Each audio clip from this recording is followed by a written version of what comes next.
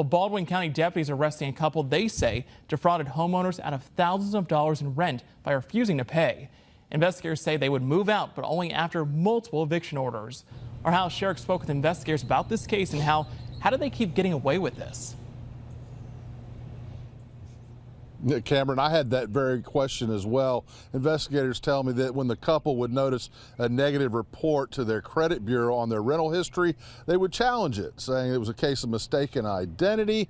The credit bureau would remove it, and the next renter would be none the wiser.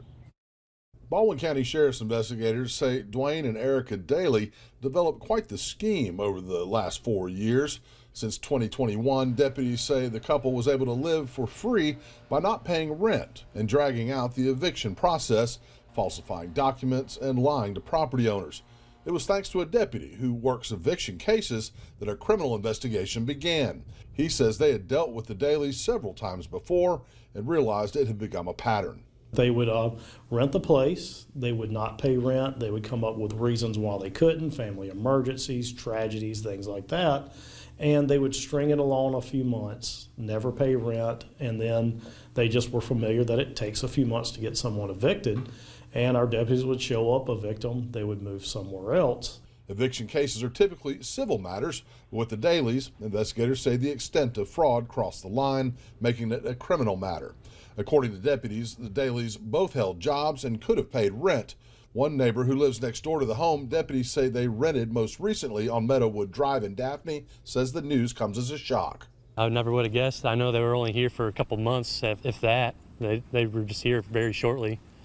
I know the landlord, I think they try to rent long term, so it's surprising they only lasted a couple months. Deputies say Dwayne and Erica Daly would often leave the properties dirty and damaged. Investigators say there are some steps property owners can take to avoid putting themselves in a position so many along the Eastern Shore did with the Dalys.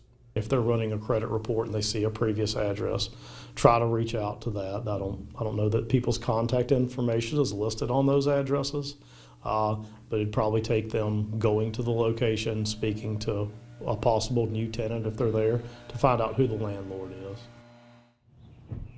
is. Yeah, investigators say they believe the Dalys defrauded landlords out of somewhere between $50,000 and $80,000 over the last 4 years. Both have been charged with theft by fraudulent renting or leasing. That's a Class C felony. Now, Erica bonded out of jail on Tuesday on a $4,000 bond. Meanwhile, Dwayne is still in jail, has yet to have a bond assigned.